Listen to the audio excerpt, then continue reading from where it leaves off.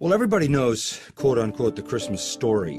It's a story of a baby born in a feed trough, in a stable, in a small village called Bethlehem in the land of Israel 2,000 years ago.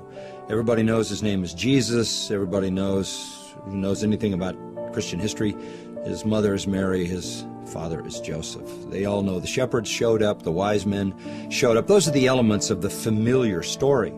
But it's the story behind that story that is the real story.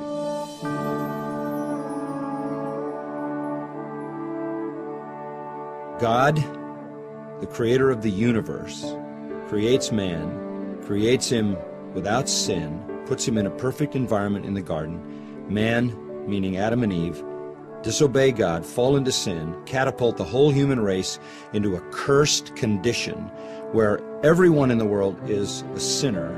Therefore, we all are rebels against God. We all are the enemies of God. We all violate the law of God.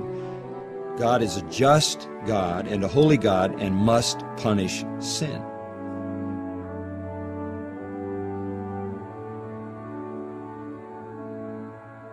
God can either punish all sinners for their sin, and that would send all sinners to hell forever to pay really the unpayable penalty for their sin against him, or God can provide a substitute to bear the punishment for their sin.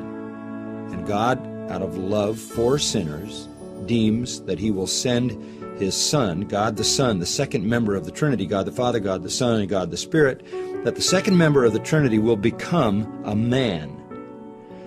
And for the purpose of dying for men. He had to be a man in order to die for men. He had to be God also in order to bear infinite punishment in a brief moment of time.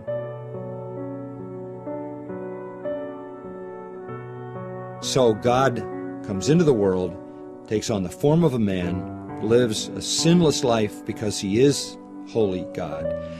In spite of that, he is executed as a criminal, which from a human standpoint is the worst thing that people could have done to him, but from the divine standpoint is the best thing that God could do, because God puts on him the punishment for all the sins of all the people who will ever believe through human history.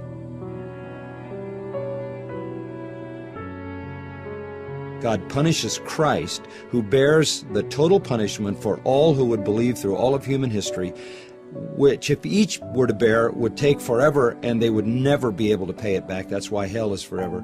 But because he is an infinite person, he bears all of that for all those people who would ever believe in 3 days, fully satisfying the justice of God. God validates the sacrifice of Christ as being perfect by not only did God say, "This is my beloved Son in whom I am well pleased," but he raised him and seated him at his right hand because he had perfectly finished redemption.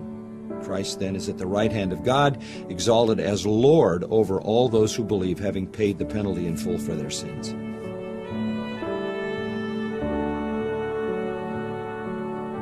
And that's the real story of Christmas, not the shepherds and the wise men and the manger and the stable and 2 people and a little baby.